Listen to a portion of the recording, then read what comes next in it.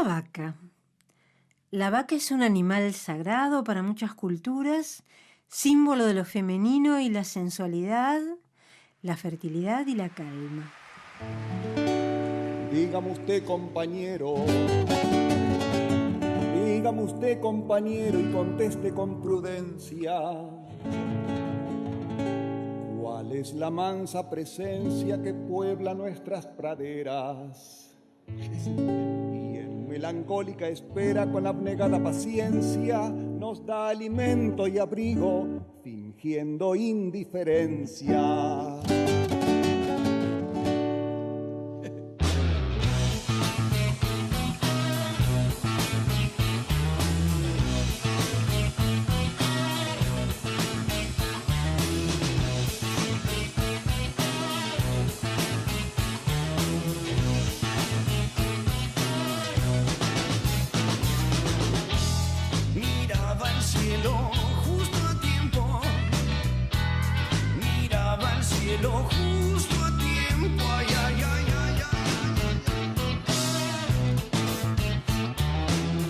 Aquella solitaria vaca, un tótem que se las trae. Salvada del motor eterno, salvada del motor eterno y justo a tiempo. Aquella solitaria vaca, para la radio de Liliana. Un clic en la radio de Liliana y nos podés escuchar. Aquella solitaria vaca cubana.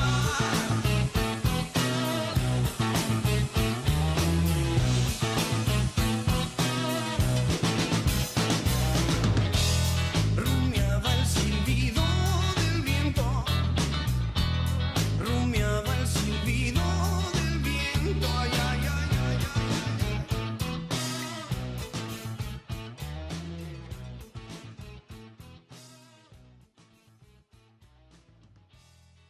Programa número 9 de Aquella solitaria vaca por la radio de Liliana.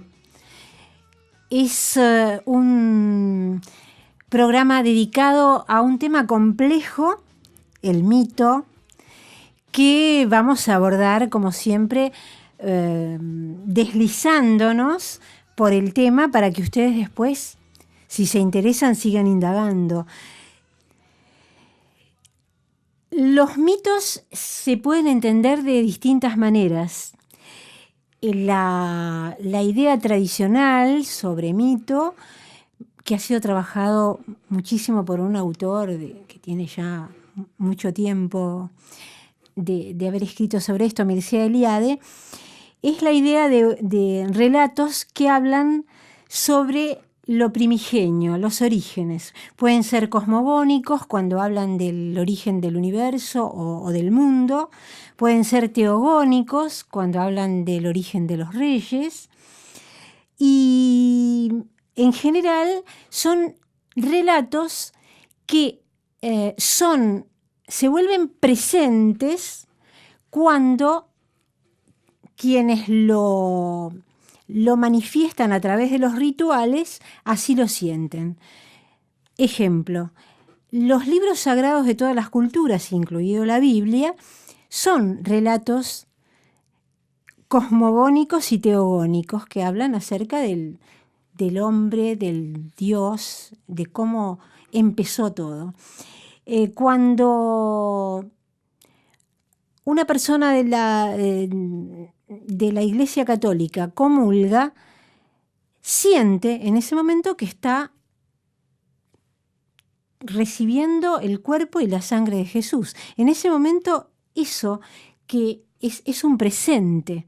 Lo mismo pasa con el Popol Vuh, que es un libro sagrado de los mayas, quiere decir libro del consejo.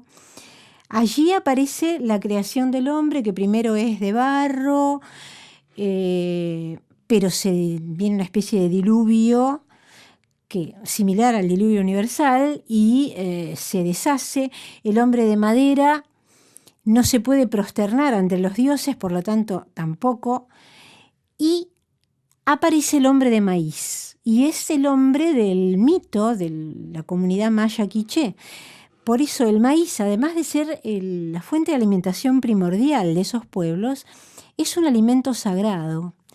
Y hay una novela de Miguel Ángel Asturias, Hombres de Maíz, que justamente con ese estilo de lo real maravilloso mezcla lo mítico con la historia real de esos pueblos esquilmados por las empresas norteamericanas que quemaban plantaciones de maíz, con lo cual estaban cometiendo una doble transgresión.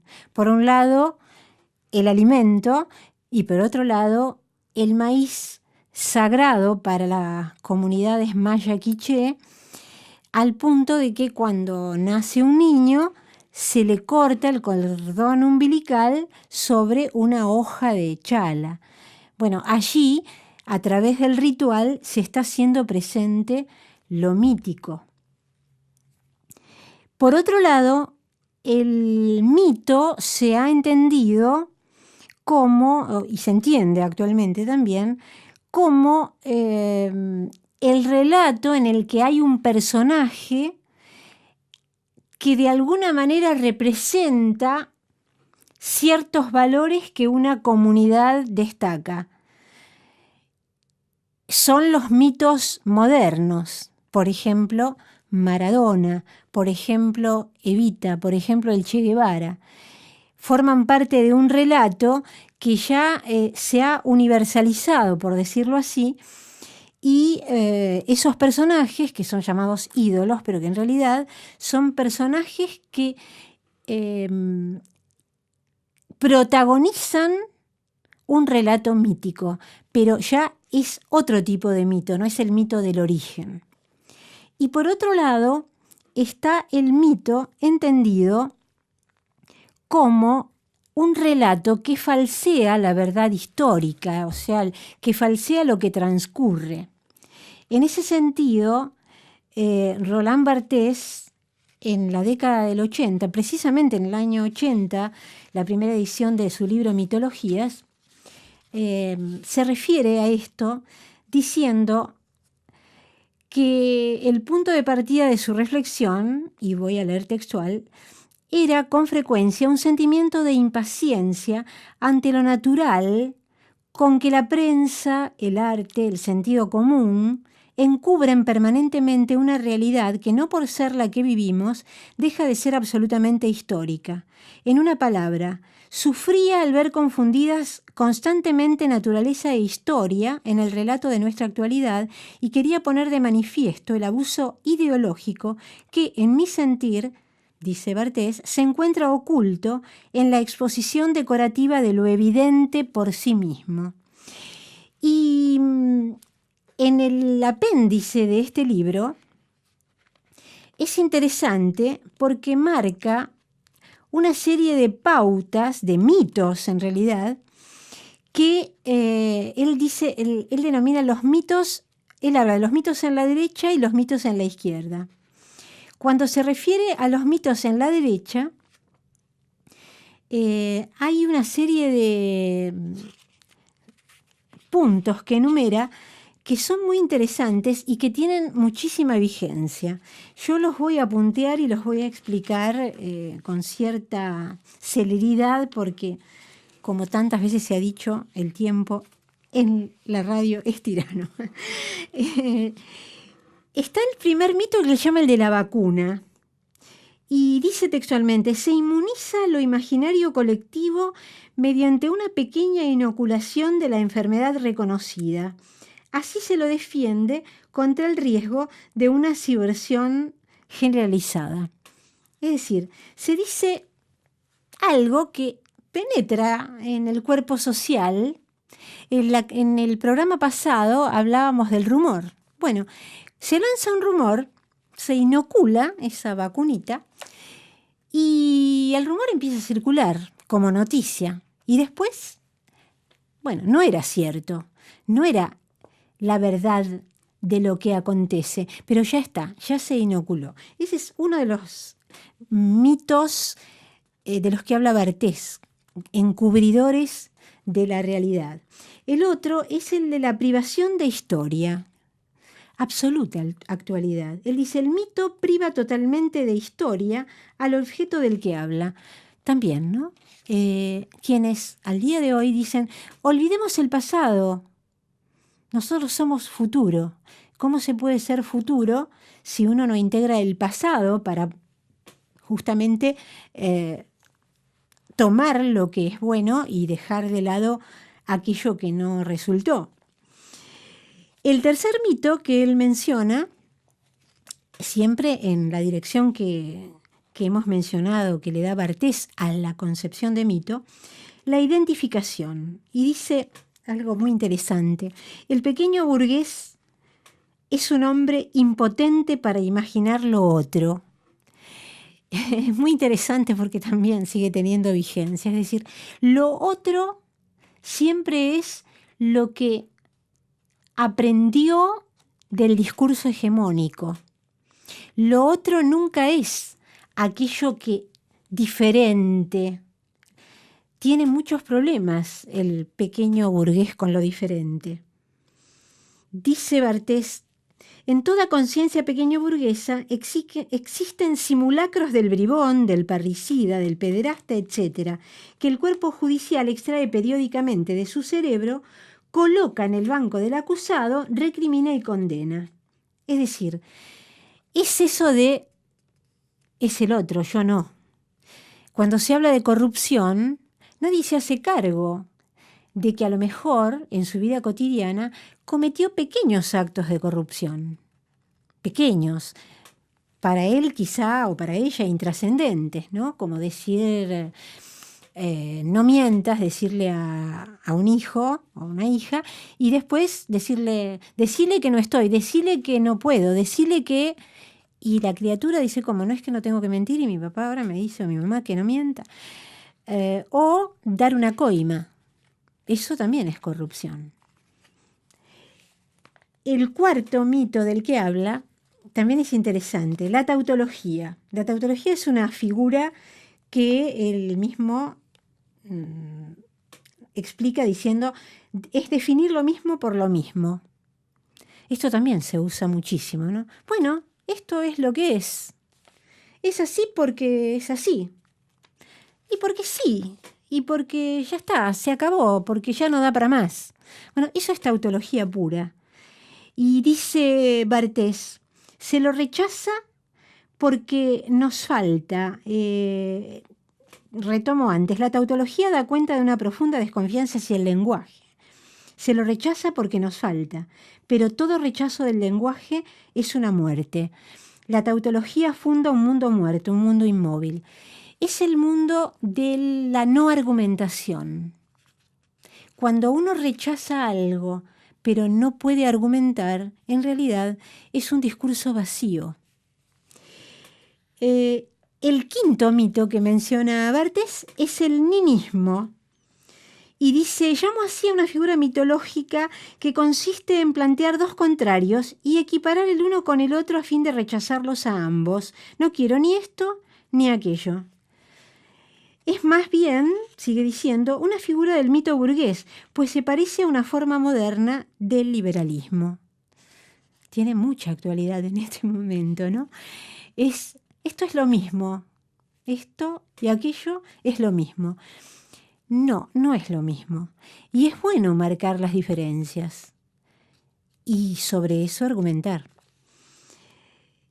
Y el otro mito que menciona, voy a omitir uno para no hacerlo tan largo, es el de la verificación. Y dice Barthes que es el mito que tiende al proverbio. Es decir, voy a argumentar con proverbios, con máximas, con lemas. Esto la publicidad lo usa mucho, ¿no es cierto? Es el mito que se fundamenta en el sentido común, como si decir que algo lo dice, se dice frecuentemente, bueno, el sentido común lo dice. Y el sentido común muchas veces está infiltrado por esa vacuna del pensamiento hegemónico. Entonces, no es tan común. O mejor dicho, es común en el sentido que le da Barthes es cuando habla de la opinión pública. Él lo llama la doxa con una palabra griega. La opinión pública muy atravesada por el discurso mediático en nuestro siglo, más todavía que en el ya siglo pasado, el siglo XX. Volviendo a los mitos de la creación, los mitos del origen, vamos a escuchar a continuación un relato que construyó Galeano a partir de la visión que los indios Maquiritare tenían sobre la aparición del hombre y la mujer en el mundo.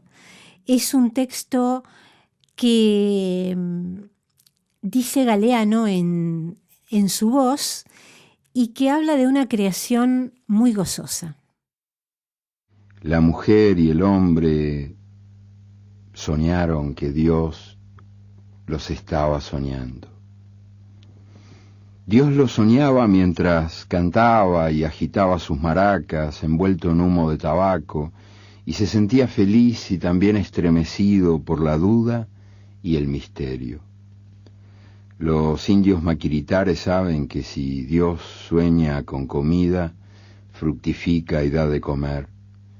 Si Dios sueña con la vida, nace y da nacimiento. La mujer y el hombre soñaban que en el sueño de Dios aparecía un gran huevo brillante. Dentro del huevo ellos cantaban y bailaban y armaban mucho alboroto porque estaban locos de ganas de nacer. Soñaban que en el sueño de Dios la alegría era más fuerte que la duda y el misterio, y Dios, soñando, los creaba y cantando decía: rompo este huevo y nace la mujer y nace el hombre, y juntos vivirán y morirán, pero nacerán nuevamente, nacerán y volverán a morir y otra vez nacerán y nunca dejarán de nacer, porque la muerte es mentira. Porque la muerte es mentira, dice Galeano, después de ese texto tan lleno de vida. Y vamos a ir a un mito donde aparece la muerte, justamente. Es el mito del Minotauro. El Minotauro, ese personaje mitológico con cabeza de toro y cuerpo de hombre, aparecía en la mitología antigua y en las otras versiones, aparece también como un monstruo que se devora 7 doncellas y 7 jóvenes que lo alimentan permanentemente. Es una larga historia, no la voy a contar yo aquí porque se volvería muy largo, pero sí quiero mencionar una obra de teatro de Julio Cortázar, poco conocida, que se denomina Los Reyes. Él le da una vuelta muy interesante a la figura del Minotauro. El Minotauro está en el laberinto, el famoso laberinto que había construido el arquitecto llamado Dédalo, y están las doncellas y están los jóvenes. Pero en lugar de ser un personaje monstruoso y terrible, el Minotauro es un personaje que está allí abajo recibiendo a los jóvenes, y esos jóvenes se liberan en el laberinto. Esos jóvenes danzan, ríen, viven una libertad que no habían vivido fuera del laberinto. Es un texto muy bello. Aparentemente no es un texto político, pero sí lo es, justamente porque hay una enorme metáfora en esto de esos jóvenes que danzan y bailan. Y les voy a leer el final. El Minotauro ya ha sido muerto y no se resistió. No quiere resistirse, entiende que ya está. En el final, el citarista, el que toca la cítara, monologa de esta manera. Callad, callad todos. ¿Pero no veis que ha muerto? La sangre ya no fluye de su frente. ¿Qué rumor sube de la ciudad? Sin duda acuden a ultrajar su cadáver. Nos rescatarán a todos. Volveremos a Atenas. Era tan triste y tan bueno. ¿Por qué danzas, Nidia? ¿Por qué mi cítara se obstina en reclamar el plectro?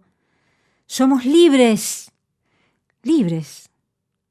Oíd, ya vienen, libres, mas no por su muerte. ¿Quién comprenderá nuestro cariño? Olvidarlo. Tendremos que mentir, continuamente mentir hasta pagar este rescate. Solo en secreto, a la hora en que las almas eligen a solas su rumbo. Qué extrañas palabras dijiste, Señor de los juegos. Vienen ya. ¿Por qué recomienzas la danza, Nidia? ¿Por qué te da mi cítara la medida sonora? Cualquier similitud con la realidad no es pura coincidencia. ¿Cuántos han muerto o han sido acallados durante muchos años en nuestra Latinoamérica? De eso no se habla. Y silencio. No se los podía nombrar. No se los podía ni siquiera recordar en voz alta. Bueno, por eso digo, es un texto político, pero es un gran poema en forma de un teatro lírico. Un fragmento de un tema musical y vuelvo en un ratito a charlar con vos, que estás del otro lado.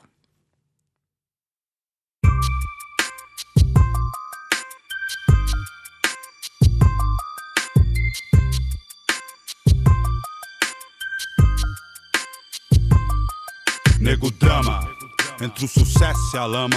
Dinheiro, problemas, invejas, luxo, fama. Nego drama, cabelo crespo e a pele escura. A ferida, a chaga, a procura da cura. Nego drama, tenta ver e não vê nada, a não ser uma estrela. Longe, meio ofuscada, sente o drama. O preço, a cobrança, no amor, no ódio, a insana vingança. Nego drama, eu sei quem trama e quem tá comigo. O trauma que eu carrego pra não ser mais um preto fudido. O drama da cadeia e favela. Túmulo, sangue, sirene, choros e velas. Passageiro do Brasil, São Paulo, agonia. Que sobrevive em meias honras e covardias. Periferias, vielas, cortiços. Você deve estar pensando que você tem a ver com isso. Desde o início, por ouro e prata. Olha quem morre então, veja você quem mata. Recebe o mérito, a farda que pratica o mal. Me ver pobre, preso ou morto já é cultural. Histórias, registros e escritos. Não é conto nem fábula, lenda ou mito. Não foi sempre dito que preto não tem vez, então olha o castelo e não foi você quem fez, cuzão. Eu sou irmão do meus truta de batalha. Eu era carne, agora sou a própria navalha. Tchim, brinde pra mim. Sou exemplo de vitórias, trajetos e... Este tema es de un grupo que se llama Max y se llama Negro Drama. ¿Por qué traigo esto hablando de mito? Porque hay un mito que es el mito de Orfeo, también un mito griego, complejísimo. Incluso hay toda una cultura órfica, ya que Orfeo era un personaje que abarca la música, la filosofía, pero particularmente lo que vamos a ver hoy aquí es la historia de amor de Orfeo y Eurídice. En el mito griego, Eurídice muere supuestamente por la picadura de la bicha que serpea. Les conté una vez que soy actriz y que no la nombro por cábala. Y entonces, al morir, Orfeo, que entre otras cosas era músico, y tocaba la lira, a la cual le había incorporado 2 cuerdas más de las originales, tenía 7 cuerdas, la lira que tocaba Orfeo, se desespera y finalmente logra que los dioses del inframundo lo dejen bajar para rescatar a Eurídice. Pero el problema es que, si bien él camina sin mirar para atrás un largo trecho, hay un momento en que no puede más, se da vuelta y faltaba 1 segundo para que Eurídice saliera del mundo del Hades. Y ese segundo significa que ella desaparece para siempre. O sea que la historia de amor se corta allí. El punto al que quería llegar es una obra de Vinicius de Moraes que se llama Orfeo de la Concepción, que fue llevada al cine por el director francés Marcel Camus en 1959 y que dio lugar a una hermosa película en la que aparece la música del samba, que en ese momento no era tan conocido. Seguramente ustedes habrán escuchado algo así como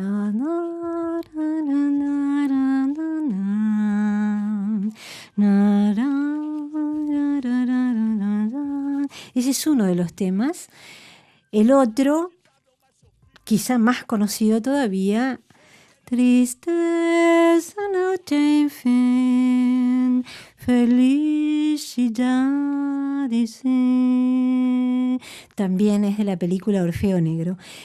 En la revista llamada Review, una revista que sale, por lo menos acá en Capital, no sé si en otros lugares, desde hace algunos meses, hay un artículo muy interesante de Caetano Veloso, donde Caetano pone sobre la mesa una discusión interesante que yo desconocía y alude a la versión de Camus, Orfeo Negro, de la que estábamos hablando, y a una película que se filmó a fines de la década del 90, la filmó un director que se llama Carlos Diegues, también en Brasil, y cuenta que el pueblo brasilero, al contrario del resto del mundo que recibió a la versión de Camus con gran beneplácito, de hecho es una película hermosa, pero en Brasil no, no tuvo éxito, y sí tuvo éxito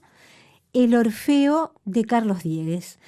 Y es un largo artículo que vale la pena leer. Caetano, en ese artículo Caetano dice que el pueblo brasilero vivió como muy invasiva a la cultura brasilera la versión de Camus, como una versión casi turística de lo que es el carnaval, porque justamente lo que hace Camus es reformular el mito y poner a Orfeo y a Eurídice en el marco del carnaval carioca, Eurídice viniendo al carnaval desde el interior al lugar donde está Orfeo, que maneja un tranvía, y bueno, ahí se conocen y ahí se empieza a generar la historia de amor que deviene en tragedia.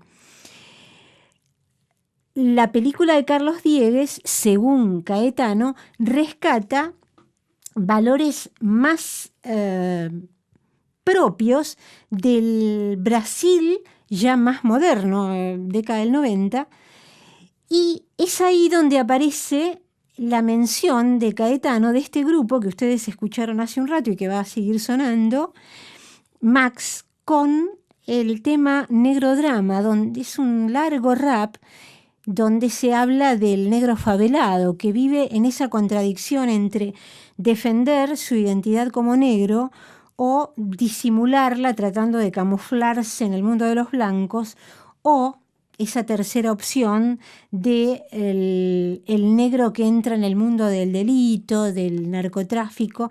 Bueno, Negro Drama es una larga canción que pueden encontrar en YouTube y que van a escuchar aquí también, en la que Caetano deposita esta cuestión de un Brasil atravesado por otras cuestiones y alejado de esa visión un tanto edulcorada para Caetano del mito reformulado por Marcel Camus. Escuchamos un poco más de Negro Drama.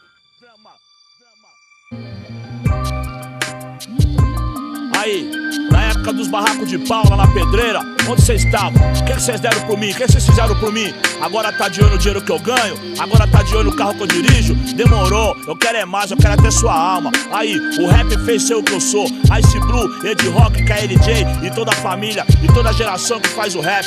A geração que revolucionou, a geração que vai revolucionar. Anos 90, século 21, é desse jeito. Aí, você sai do gueto, mas o gueto nunca sai de você, moro, irmão? Você tá dirigindo o carro, o mundo todo tá de olho em você, moro? Sabe por quê? Pela sua origem, moro, irmão? É desse jeito que você vive, é o negro drama. Eu não li, eu não assisti, eu vivo o negro drama. Eu sou negro drama, eu sou fruto do negro drama. Aí, dona Ana, sem palavra, a senhora é uma rainha, rainha. Mas aí, se tiver que voltar pra favela, vou voltar de cabeça erguida, porque é assim que é, renascendo da cinza, firme e forte, guerreiro de fé. Vagabundo nato.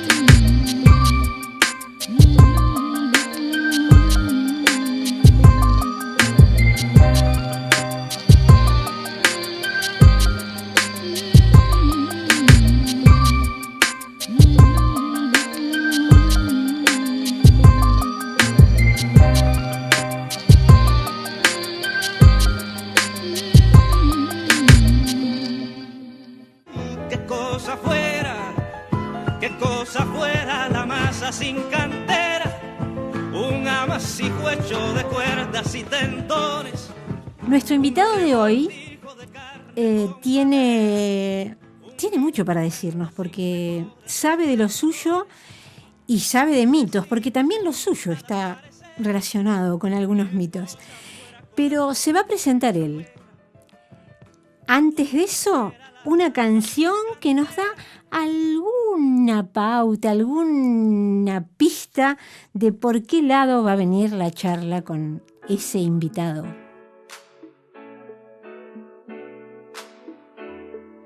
Nace una flor, todos los días sale el sol, de vez en cuando escuchas aquella voz, como de pan, gustosa de cantar, en los aleros de la mente con las chicharras.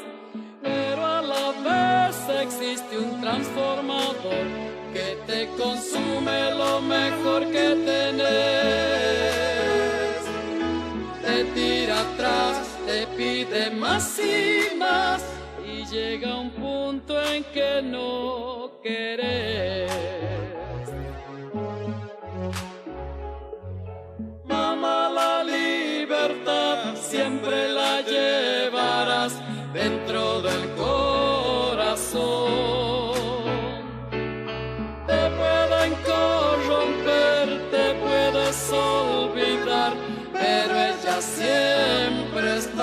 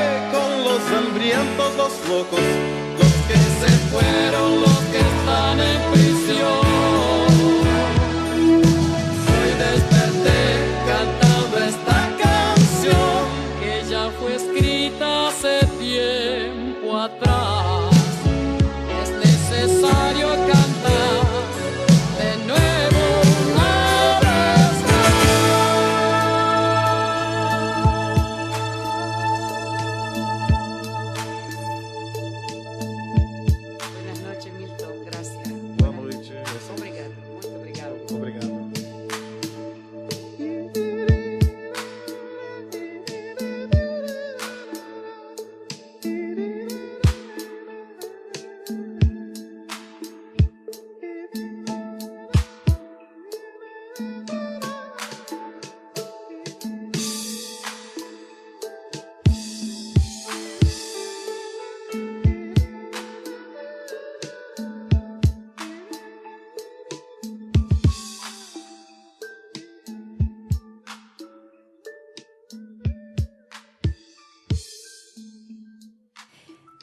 ¿Qué tal? ¿Qué tal? Buenas tardes. Él se llama César Olot y se va a presentar como a él le guste, diciendo qué hace, sé que le gusta mucho lo que hace, y lo que quieras decir. Bien, soy, como dijiste, César Olot, actualmente licenciado en Psicología de la UBA. Me dedico, estudié, aprendí y ejerzo dentro del campo del psicoanálisis. Digo ahora porque antes tuve otra profesión, antes fui abogado, me doctoré en esa rama y elegí más tarde hacer lo que quería, psicología y específicamente psicoanálisis. Este pie que me das cuando hablas de psicoanálisis para preguntarte, a partir de la canción que escuchamos, sobre esto del inconsciente colectivo. Sé que como psicoanalista no vas a coincidir con esto del inconsciente colectivo, que tiene más que ver con la postura de Jung. Bueno, háblanos un poquito de eso, que es interesante. Bien, no se puede dejar a Jung fuera del psicoanálisis. Fue uno de los fundadores, junto con Freud, de la escuela psicoanalítica. La cuestión es que Jung tomó otra vía en 1912, 1913, y el concepto de inconsciente colectivo en realidad choca de frente con la idea psicoanalítica de la singularidad. Ata la idea de inconsciente colectivo la producción subjetiva a la idea del símbolo, preconcibiendo la significación de la palabra dicha a una suerte de atravesamiento cultural puro sin producción individual. El psicoanálisis actualmente pone de relevancia la idea del sentido como producción entre dos significantes y es absolutamente individual, singular y ocurre estrictamente dentro de un dispositivo analítico. Es necesaria la existencia de un analizante, de un analista y de un vínculo que llamamos transferencia. Sin embargo, el afuera, la realidad social, político, histórica, económica, atraviesa al sujeto singular. Entonces, ¿cómo ese psicoanálisis vos llamarías freudiano, lacaniano? Lacan es apenas un modo de leer a Freud. Lacan dice en su intervención en Caracas en 1975, ya hace 40 años, sigan ustedes siendo lacanianos, yo sigo siendo freudiano. Bueno.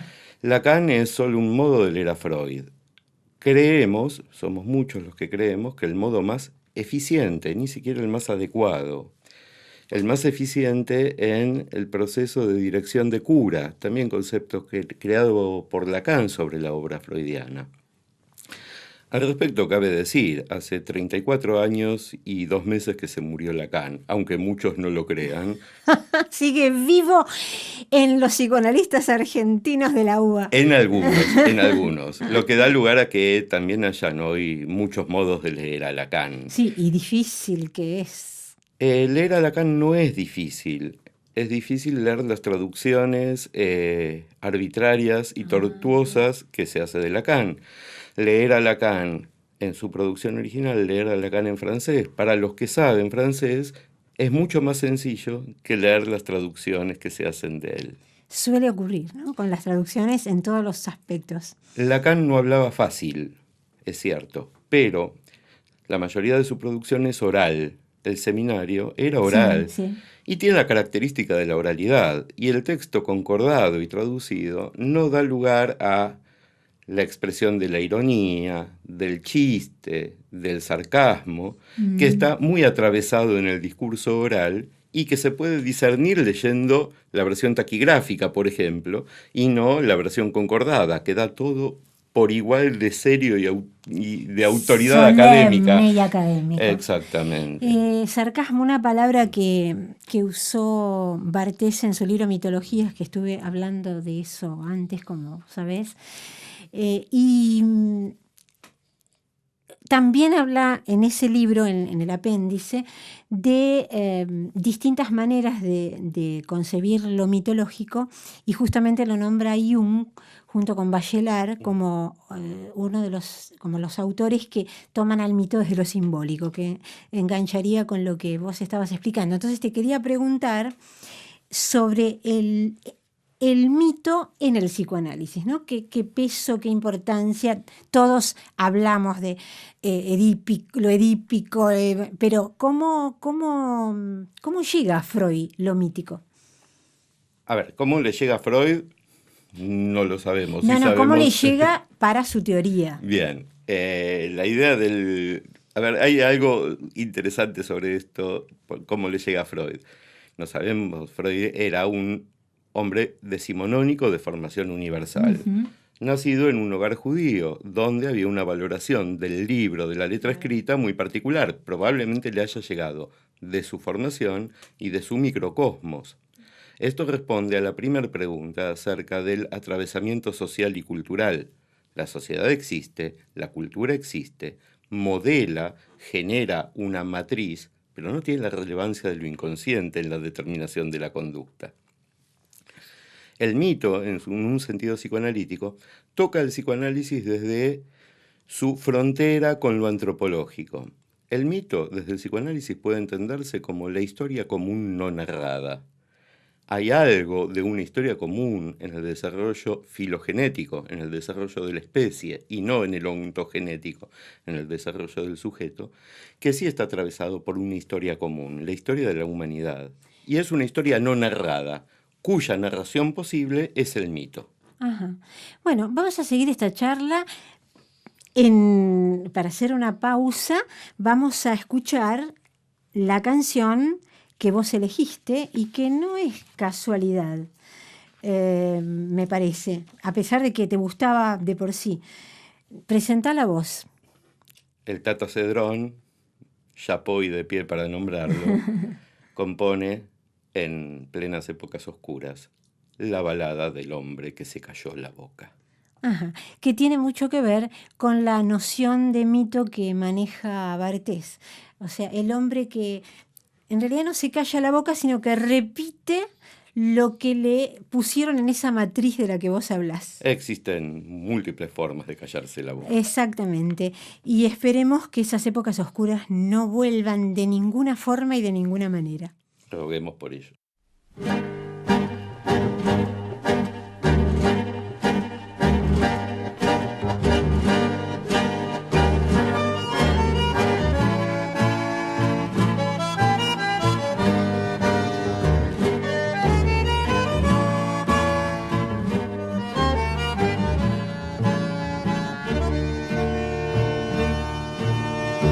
El sol sale todos los días, cantan los pájaros o llueve.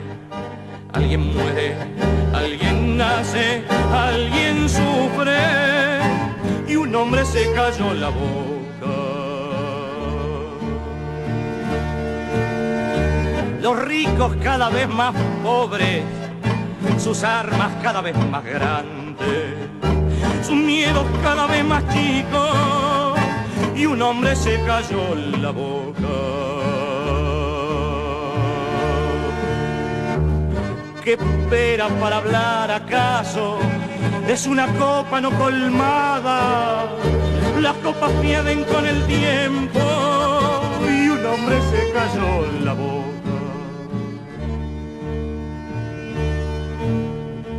¿Qué espera?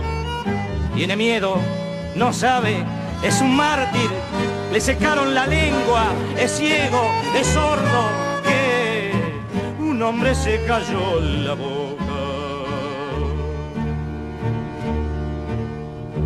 No quiere estallar, no quiere darle pedazos a la rabia. Espera, esperaba, espera, un hombre se cayó la boca.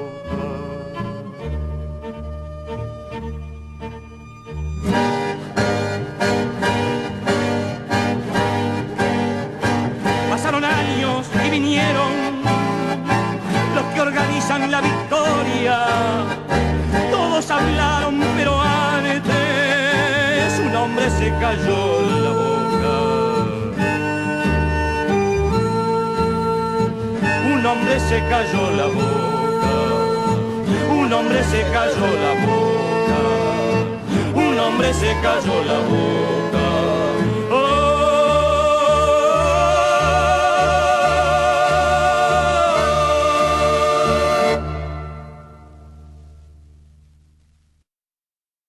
No nos callemos la boca cuando haya que hablar. Sin duda. El silencio también sirve a veces para reflexionar y la música es eso, y la poesía también. Y recordemos siempre que el silencio nunca es salud. Exactamente. El silencio es música o es poesía o reflexión, pero nunca salud en el sentido que alguna vez se dijo. Retomamos esta charla y te quería preguntar algo que yo he leído y creo saber, entre muchas comillas, que es la noción de la envidia del pene que popularmente se usa mucho, pero que me parece que ya no tiene mucha vigencia. A ver, ¿qué tiene para decir, licenciado? No, digamos, en la clínica no tiene ninguna vigencia. La noción de envidia... A ver, entendamos una cosa previamente. El psicoanálisis surge como la sistematización de una práctica clínica.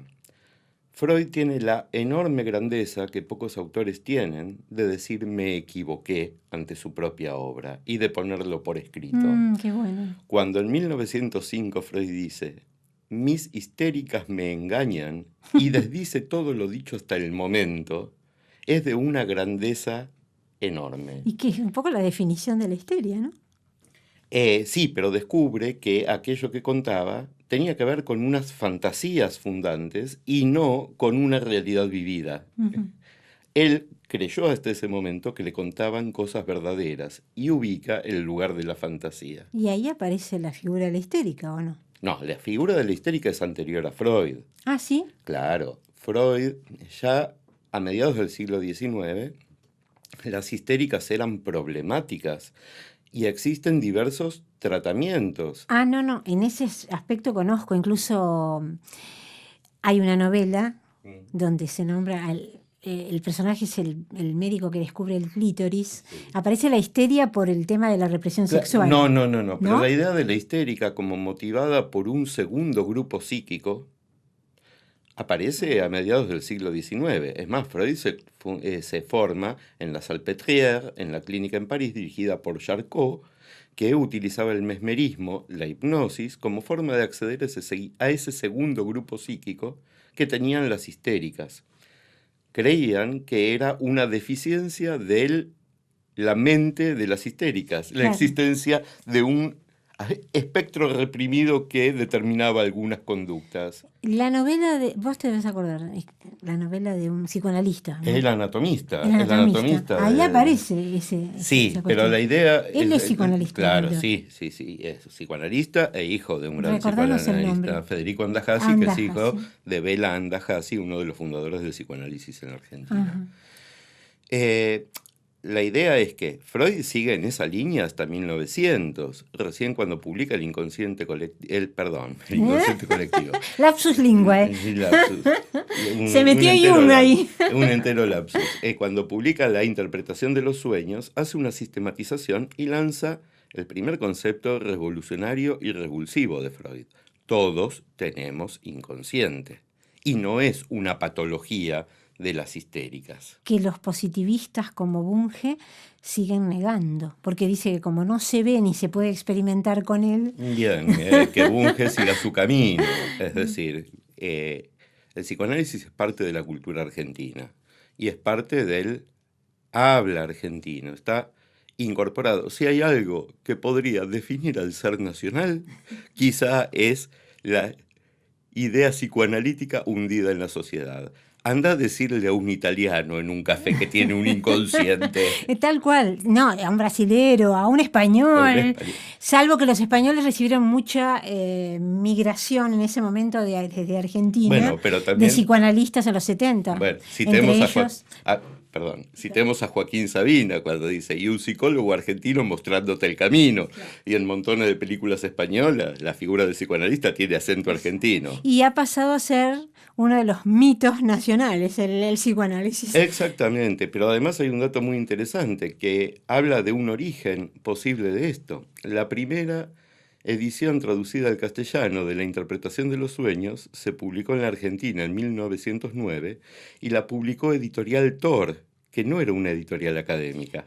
Unos libros con un papel espantoso. Pero eran libros de divulgación y de entretenimiento. Sí. Desde 1909 se empezó a difundir en la Argentina las conceptualizaciones. En las mesas de café, prácticamente. Bien, y fundamos esta cosa del psicoanálisis de café, claro, que confunde el lapsus lingüe con acto fallido. Bueno, a propósito de eso, vamos a hacer una pausa con una canción que remite a un mito romántico, un mito de amor. Lili Marlene, en un fundido entre Ute Lemper y La Chicana. Y después volvemos con la charla.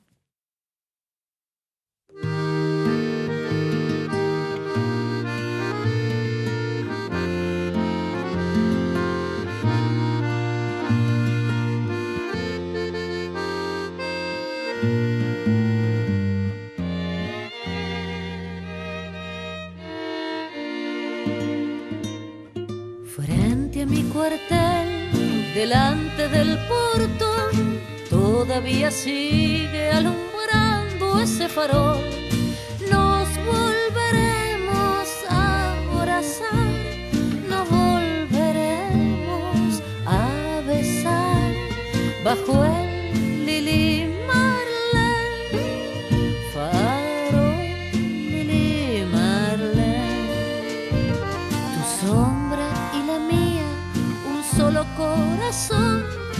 Nos queríamos tanto que daba esa impresión.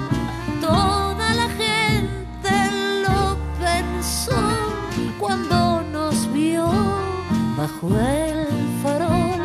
Ayer Lili Marlene, ayer Lili Marlene conoció el farol, tu elegante andar. Su luz alumbraba tu destino de olvidar. Si me pasara algo a mí, ¿quién estaría junto a ti? Allí, Lili Marlene, allí, Lili Marlene.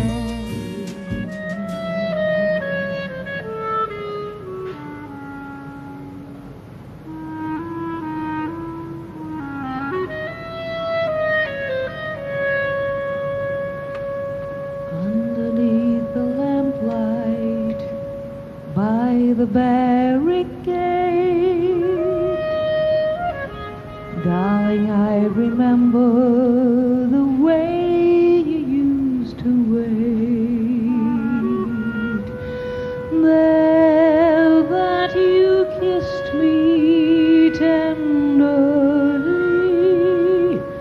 and you loved me, you'll always be my lily of my lamplight, my own Lili Marlene. Unsere beiden Schatten sahen wie ein Haus. César, antes de hablar brevemente sobre este mito romántico fundado en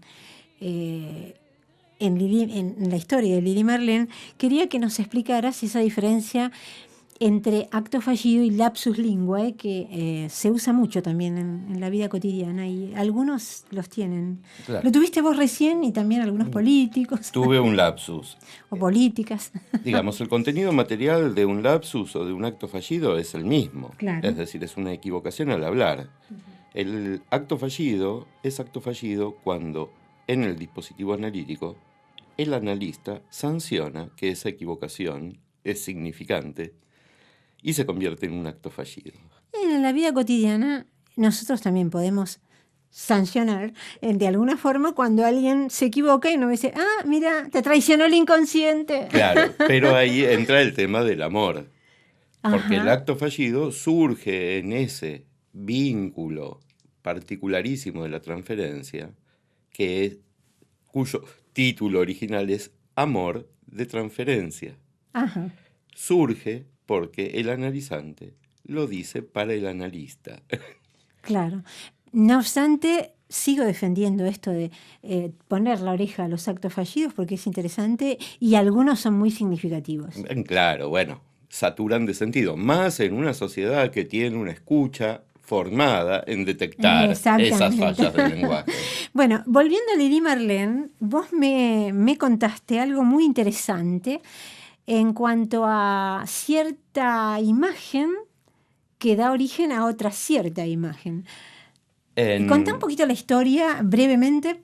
De la canción. Sí, Lili Marlene de es la un canción. personaje de canción. Esta es una poesía compuesta por un soldado llamado Hans Leib en 1915, publicada como La novia ausente del soldado, que musicaliza un mercenario del nazismo en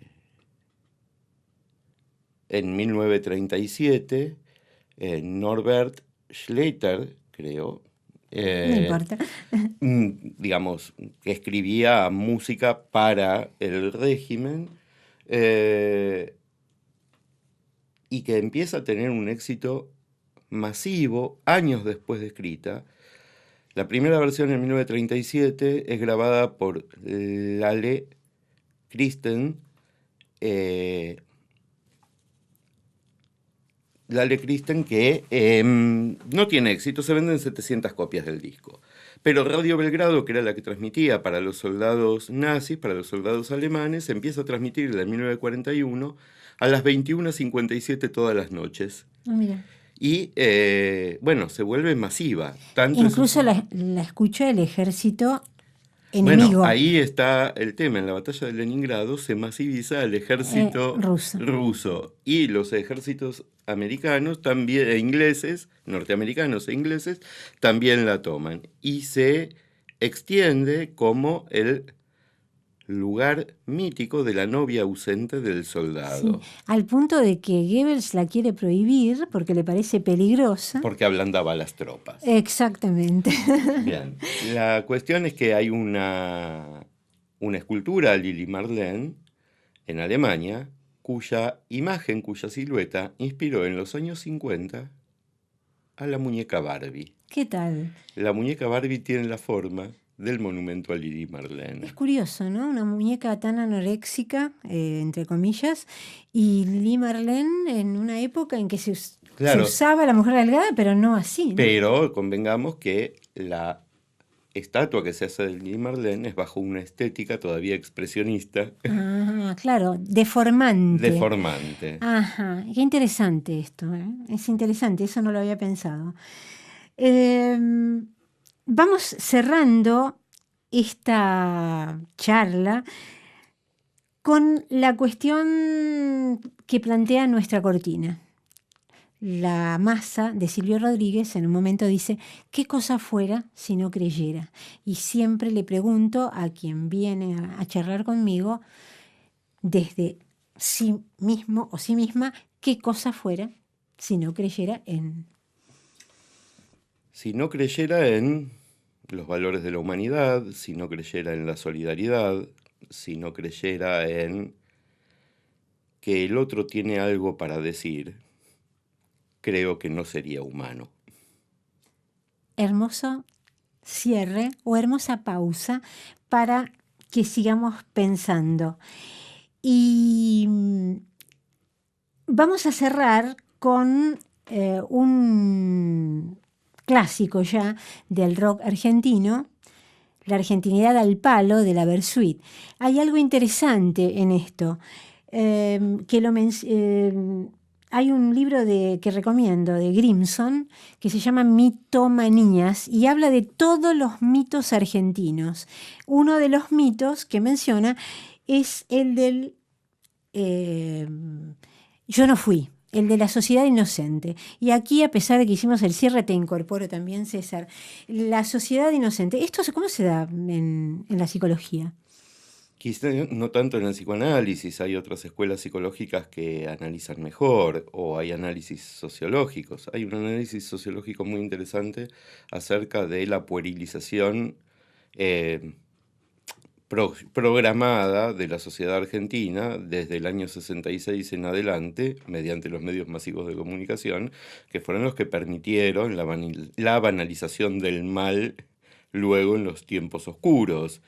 Es decir, hay un criterio de inocencia que se va transmitiendo de la mano de la ignorancia, y aquí podemos pensar en términos de otro autor con quien el psicoanálisis también hace borde, hace frontera, que es Foucault. Uh-huh. Y yendo sobre Foucault, podemos pensar que educar menos no es disciplinar menos. Educar menos es disciplinar más. Así es. Una sociedad inocente es una sociedad altamente disciplinada. Claro que sí. Y me llamó la atención cuando vi el video de la Versuit, el video en vivo. Está claro que la canción es una canción irónica, donde va hablando de todos esos mitos que el argentino dice, nosotros somos los mejores en el fútbol, que pasa de lo mejor a lo peor, ¿no? Pero me dio la sensación, viendo al público, que el público lo tomaba literalmente, porque al final, cuando termina la canción, hay una bandera argentina y la gente empieza a decir Argentina, Argentina, lo que me da la pauta de que escucharon esos mitos que la Versuit da en forma casi sarcástica, diciendo, mirá, todo lo que nos creemos, y que se lo tomaron literalmente, porque terminaron gritando Argentina, Argentina, y contradecía un poco lo que me parece a mí que pretende la canción. También es un modo de callarse la boca. La Versuit va a sonar en pocos segundos. Le agradezco a César esta riquísima charla que podría haber seguido si el tiempo nos acompañara.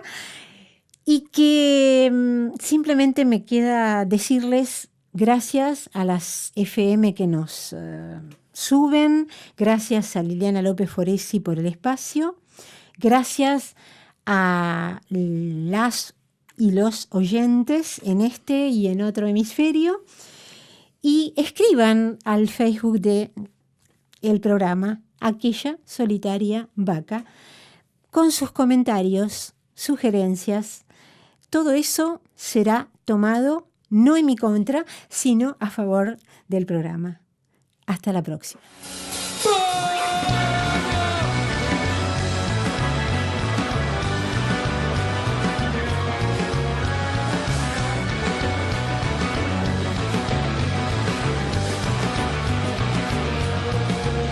En la calle más larga, el río más ancho, la mina más linda del mundo, el dulce de leche, el gran colectivo, alpargata, soda y alfajores, en la muestra digital, en los dibujos animados, la jeringa descartable, la Briomet, en la transfusión sanguínea, el 6-0 a Perú, y muchas otras cosas más. La argentinidad, al paro, la argentinidad, al paro. Es gigante como el obelisco, campeones de fútbol, boxeo y hockey. Locati, Barreda, Monzón y Cordera también matan por amor. Antano, gallego, criollo, judío, polaco, indios, negro, cabecita, pero Pedrillo francés. Ay, somos del lugar santo y profano a la vez, en mistura de alta combustión, en la argentinidad, al palo, la argentinidad, al palo, la argentinidad, al palo, la argentinidad, yeah, al palo.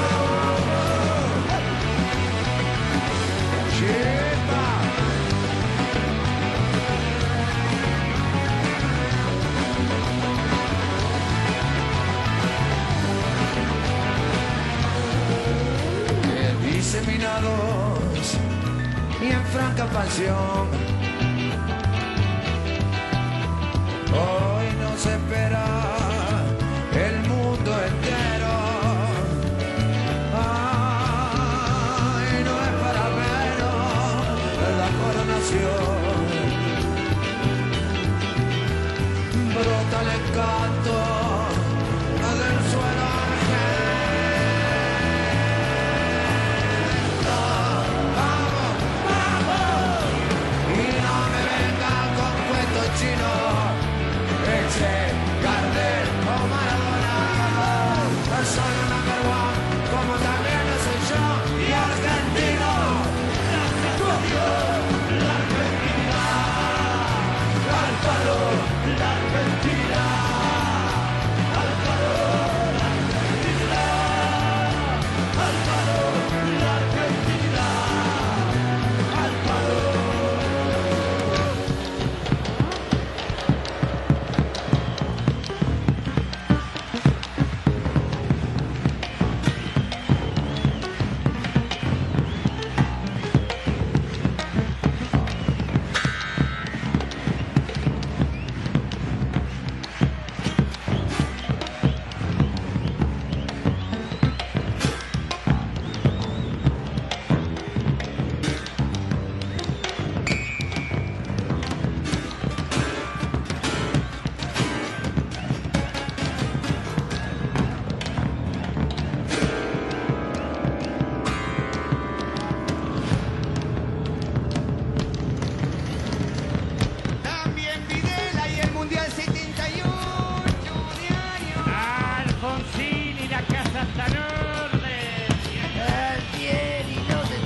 Esperando Mede y su primer inmundo de la Rúa con su tibia boludez. María Lujuria Alzogara y con su tapado de genio manasco. Rodríguez Zafado disfrazado de emperador romano con varias cosas metidas en el culo. Récord total, 5 presidentes en una semana. Ya encontraron al muñeco de Chamarán con un tiro en la cabeza.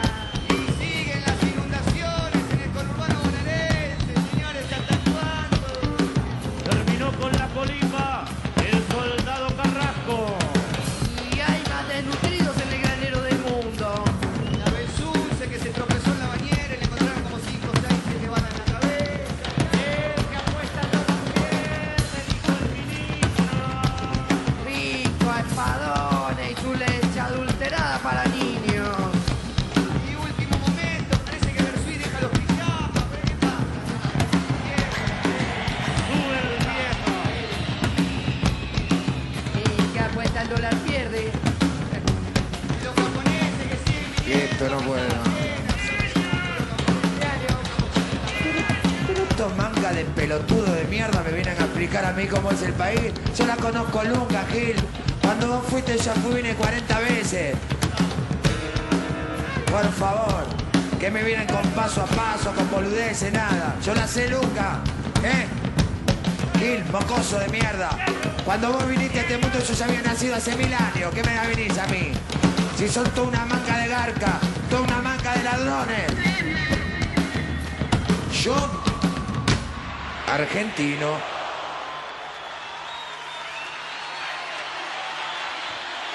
Como el tiro en el corazón de Favaloro.